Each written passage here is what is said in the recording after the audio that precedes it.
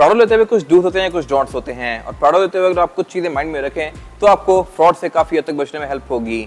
अगर बात की जाए प्राडो की तो इसमें काफी सारी ट्रिम्स आती हैं। मेन होती है इसमें TX, TXL, TZ और TZG। TXL वाली गाड़ी दूसरे को पाकिस्तान में देखने को मिलेगी और ये गाड़ी एक मिड ट्रिम वाली कार होती है। TX की सीट्स जो होती हैं वो फैब्रिक में होती हैं, उसमें एम्बिएंट लाइटिंग नहीं होती और उसके अलावा उसके रिम भी 17 इंचेस के होते हैं। TXL वाली गाड़ी में लेदर इलेक्ट्रिक सीट्स आती हैं, लेकिन सनरूफ इसमें ऑप्शनल होती है। अब TZ जो होती है उसकी सीट्स भी फैब्रिक होती हैं, उसमें भी फीचर्स बेसिक आते हैं, लेकिन उसमें बड़े इंजन ऑफर होते हैं। अगर आप 14-15 वाली गाड़ी की बात करें तो उसमें 4000 सीसी वाला इंजन भी आता है, जबकि TXL या TX में 4000 सीसी वाला इंजन नहीं आता। 2.8 डीजल वाली गाड़ियां इसमें ऑफर होती हैं। फिर TXL में सनरूफ भी ऑप्शनल होती है, 360 कैमरास भी ऑप्शनल होते हैं। अब इस स्पेसिफिक गाड़ी में 360 कैमरास लिए गए हैं, तो इसमें यहाँ पे मिरर नहीं है, जैसा कि मैंने पहले कुछ गाड़ियों में बताया कि उनमें था। और जिसमें मिरर होता है और 360 कैमरास नहीं होते, वो गाड़ियां मार्केट में तकरीबन 15-20 लाख रुपए सस्ती होती हैं। ये रहते हुए आप माइंड में रखिएगा।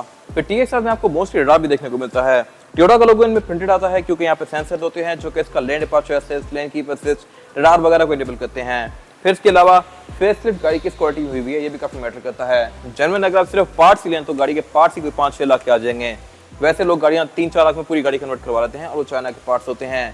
वो कितना टाइम लास्ट करते हैं इसकी भी कोई गारंटी नहीं होती, तो ये भी आप लेते हुए माइंड में रखें। फिर इसके अलावा ये गाड़ी 21 मॉडल है, बट रिम इसमें पुराने वाले हैं। 21 में 2 रिम आए थे, एक नया वाला रिम था, एक ये वाला।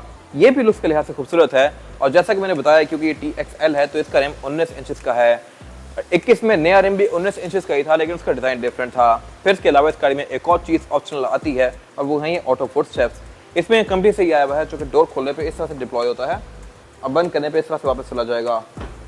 अब मार्केट में लोग आफ्टर मार्केट फुटस्टेप्स भी लगा रहे होते हैं और वो भी तकरीबन 1.5 लाख, 2 लाख, 3 लाख के होते हैं, बट वो फुटस्टेप और इस फुटस्टेप में बहुत ज्यादा फर्क है। ये एक रोबस्ट, प्रॉपर, एक पावरफुल चीज है और ये उतना ही खुलता है जितना इसकी क्लियरेंस है, जबकि बाद में लगे फुटस्टेप्स काफी ज्यादा बाहर आते हैं और वो आपको क्लियरेंस में मसला करते हैं, फुटपाथ को लेकर खराब हो सकते हैं।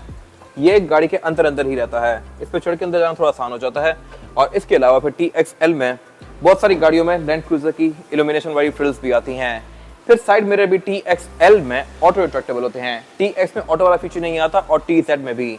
उनको अगर आप लॉक करेंगे तो साइड मिरर फोल्ड नहीं होंगे। ये सिर्फ TXL और TZG में आता है। फिर इसके साइड में ब्रांड्स ऑफ मॉनिटर्स भी हैं, जो कि अगेन ये और TZG ऑफर करती है। फिर इसके अलावा प्राडो में 7 सीटर और सनरूफ वाली गाड़ियां ही डिजायरेबल होती हैं। ऑल्दो 7 सीट शायद कोई यूज भी ना करे कभी, सनरूफ भी शायद आप कभी ही खोलें, बट अगर ये फीचर्स गाड़ी में नहीं है तो गाड़ी की बात बहुत कम होती है।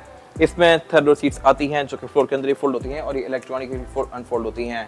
TXL में भी ऑप्शन होती हैं और इवन TZG में भी। बहुत सारी गाड़ियों में ये दोनों ही चीजें नहीं होती और उनकी वर्थ काफी कम होती है।